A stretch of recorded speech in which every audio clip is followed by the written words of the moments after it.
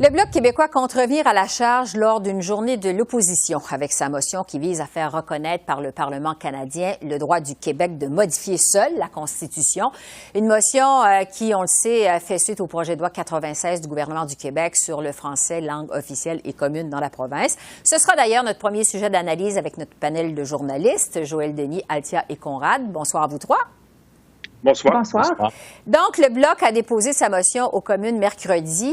On sait qu'il fallait l'unanimité pour qu'elle soit adoptée. Il y a une seule députée qui a voté contre, l'ancienne ministre de la Justice, Jody Wilson-Raybould, qui siège aujourd'hui comme députée indépendante.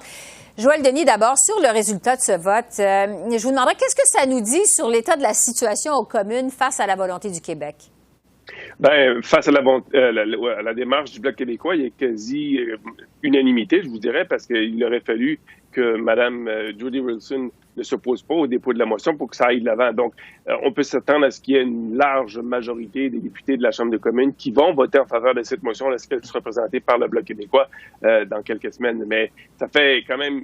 Ça tranche avec les débats émotifs qu'on a vus dans le passé, je vous dirais, sur les questions constitutionnelles et surtout des questions qui touchent la langue et le Québec. Donc, visiblement, au sein de la classe politique fédérale, il y a des députés il y a des élus qui ne veulent pas faire de vagues avant la prochaine campagne électorale parce que le Québec sera un terrain qui fera l'objet de beaucoup de convoitises de la part des partis politiques. Oui, Althia, il y a plusieurs qui ont qualifié de pure manœuvre politique cette première motion qui a été présentée par le Bloc cette semaine. Qu'est-ce que vous en pensez de votre côté? Ben, c'est une manœuvre politique, mais c'est le rôle du Bloc québécois, non? Je dirais que eux, ils ont bien joué leur partie. Je pense que le problème, c'est que peut-être le Parti conservateur et le Parti libéral n'ont pas vu venir Mme Jody Wilson-Raybould et son opposition. Et puis maintenant, ça les place dans une position beaucoup plus difficile. Alors, si le Bloc va de l'avant, comme il a promis de le faire avec un vote nominal, alors dans le sens que chaque député devrait se lever et se prononcer, ou dans un cadre avec des votes électroniques, se prononcer de manière électronique, ça va rendre les choses beaucoup plus intéressantes de notre point de vue, les journalistes, mais certainement pas du point de vue des chefs, dans le sens qu'il y a certains députés dans les deux plus gros partis politiques qui ne sont pas en faveur de cette motion. On peut imaginer, par exemple, Michael Chong, qui avait démissionné du cabinet de Stephen Harper lorsqu'il était ministre de Sport et multiculturel, si je me souviens bien, au sujet de tout le débat autour du Québec, de reconnaître le Québec, les Québécois comme une nation au sein d'un Canada uni. Il était tellement en désaccord qu'il a démissionné son poste au sein du cabinet. Bon, là, il y a des gens comme M. Trump qui vont devoir se prononcer sur ce projet de loi. Alors, l'unanimité qu'on a vue cette semaine, mercredi, je pense pas qu'on va la revoir une fois que la motion du Bloc est présentée. Mm-hmm. Ou ces gens-là, ils vont être mystérieusement absents de la Chambre des communes durant cette journée. Conrad, qu'est-ce que vous en pensez? Madame Wilson-Raybould a tweeté après avoir omis de donner sa permission pour que la motion aille de l'avant. Elle a tweeté « Silence égale lâcheté ».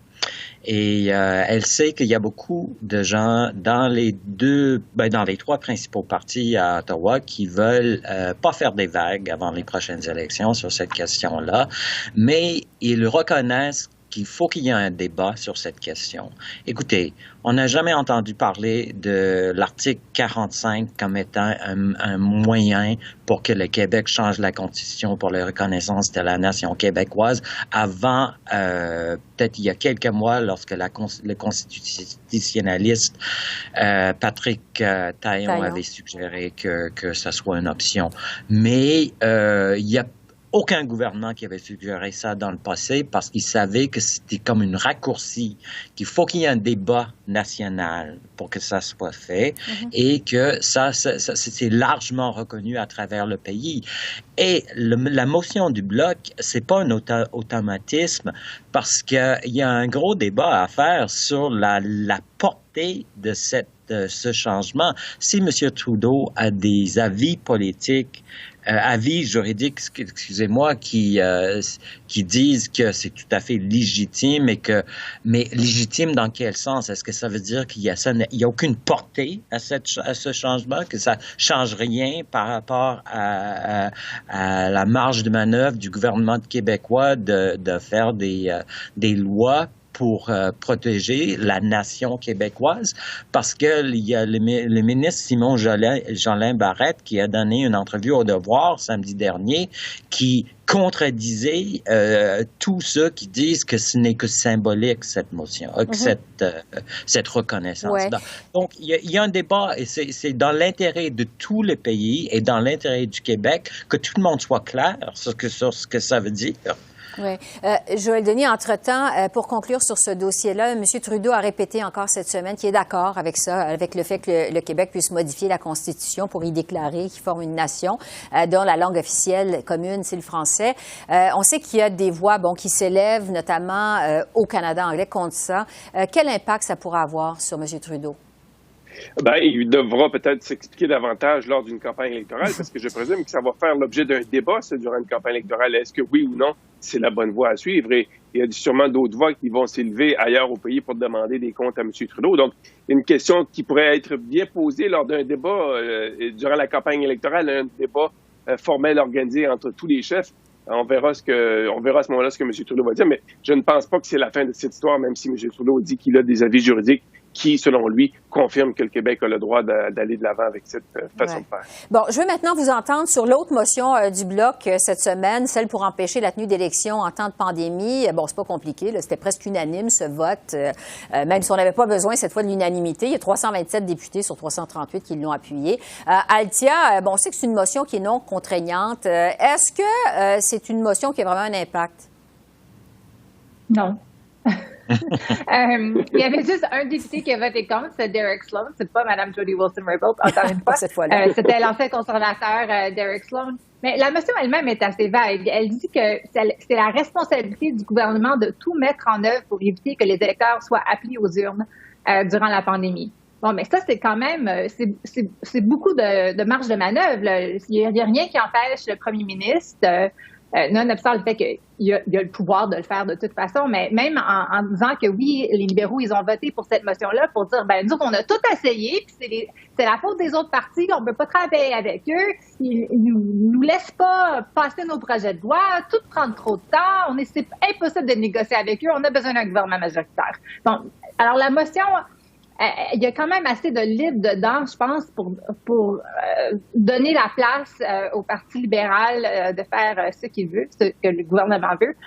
Cette semaine, au caucus, le gouvernement a dit aux députés essentiellement d'être toujours prêts, qu'il y a potentiel d'avoir une élection même ce printemps, dans les dernières 4 semaines qui restent. Mais c'est probablement plutôt au mois d'août qu'on va voir des élections déclenchées. S'il y en a, moi, je suis encore convaincue qu'on n'a pas besoin d'en avoir, mais la motion du Bloc empêche rien d'arriver, même si c'est peut-être pas l'espoir du Bloc québécois et certainement pas l'espoir du NPD. Conrad, parce que la motion du Bloc, Althia vient de le dire, là, ça demande de ne pas tenir d'élection, évidemment, avant la fin de la pandémie. Donc, toute la question que tout le monde se pose, c'est qui va décider de la fin de la pandémie? Qui va décider? Est-ce que ça va être l'Organisation mondiale de la santé ou le Parti libéral? Mais de toute façon, c'est du théâtre politique pur et simple et qu'il ne faut pas prendre ça au sérieux parce que, évidemment, la durée de vie d'un gouvernement minoritaire, c'est 18 mois, donc en général, donc dès le mois d'août, on va être on aura déjà dépassé la moyenne. Donc, oui, je pense qu'il n'y a personne au Canada, honnêtement, qui a vraiment pris ça au sérieux. Et honnêtement, je sais même pas pourquoi ils sont allés de l'avant avec ça. Donc, à suivre. En terminant, parce qu'on est dans le dernier droit, justement, de la session parlementaire, qui pourrait se terminer peut-être par la dissolution du Parlement, si jamais, évidemment, il y a des élections, peut-être à la fin du printemps ou à l'automne. J'aimerais vous entendre sur le projet de loi C10, sur la réforme de la radiodiffusion qui vise à encadrer, on sait, les grandes plateformes de contenu en ligne. C'est un projet de loi que le Québec a à cœur. On sait, il y a d'ailleurs unanimité à l'Assemblée nationale en faveur de C10. Joël Denis, je vous demanderais quelles sont les chances que ce projet de loi-là soit encore adopté avant la fin des travaux communes? Très bonne, je vous dirais, Esther, pour la raison suivante, c'est que le ministre de Stephen Guilbeault a demandé, a interpellé des gens du NPD pour s'assurer que ça passe rapidement. Et le Bloc québécois est prêt aussi à mettre de côté les procédures parlementaires habituelles et même imposer le bâillon pour aller de l'avant et assurer l'adoption de ce projet de loi-là. Les libéraux souhaitent aussi y arriver parce que ce serait une sorte de wedge, si vous me passez l'expression, entre les libéraux et les conservateurs, parce que les conservateurs s'y opposent grandement. Et ça pourrait nuire aux conservateurs au Québec parce que sur le plan culturel, les artistes souhaitent l'adoption de ce projet de loi, donc ils pourraient se mettre à dos encore une fois les artistes au Québec et ça, c'est pas très rentable sur le plan électoral. Althia, est-ce que vous êtes aussi optimiste que Joël Denis? Pour ce que le projet de loi passe la Chambre, absolument, je suis entièrement d'accord avec lui. Certainement que les libéraux veulent faire campagne avec ça en disant que les conservateurs n'ont pas supporté le projet de loi C10. Mais la question qui vient, c'est qu'est-ce que le Sénat va faire? Puis je pense pas qu'il va y avoir des élections au mois de juin, là. Je vois pas ça dans l'horaire législatif du Parti libéral. Puis même au mois d'août, disons que le Sénat siège pendant tout l'été pour finir et passer les projets de loi du Parti libéral.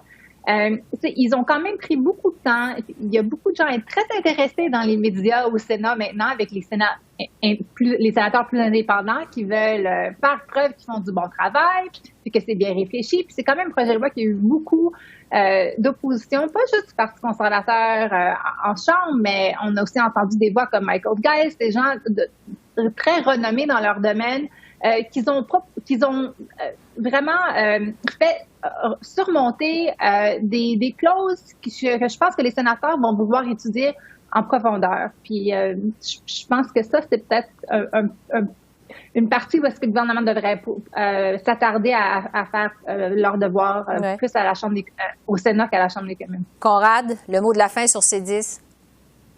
Oui, c'est évidemment l'intention des libéraux de faire adopter ce projet de loi avant l'été et avant les élections. Ils veulent aller en campagne électorale au Québec en disant on a livré la marchandise et on veut protéger la culture québécoise et canadienne.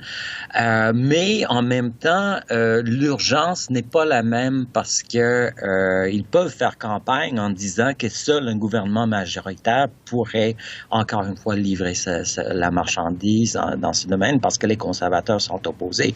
Cela dit, il y a des problèmes avec ce projet de loi. Il y a pas mal de stock pour que le Sénat se penche sérieusement sur quelques failles dans la législation parce que c'est comme le projet de loi 96 du Québec, que personne ne sait ce que ça veut dire et que le projet de loi C10 donne énormément de pouvoir à la CRTC de réglementer, mais le diable est dans les détails en disant que qu'est-ce que le CRTC va faire avec tous ces nouveaux pouvoirs. Donc, c'est pour ça que l'histoire, le chapitre n'a pas été écrit. Oui, en tout cas, il reste à peu près 3 semaines de travaux aux communes. Le temps commence à presser, à suivre. Joël Denis, Althia et Conrad, merci beaucoup. On se retrouve la semaine prochaine. Merci. Merci à vous. Bonne soirée. Au revoir.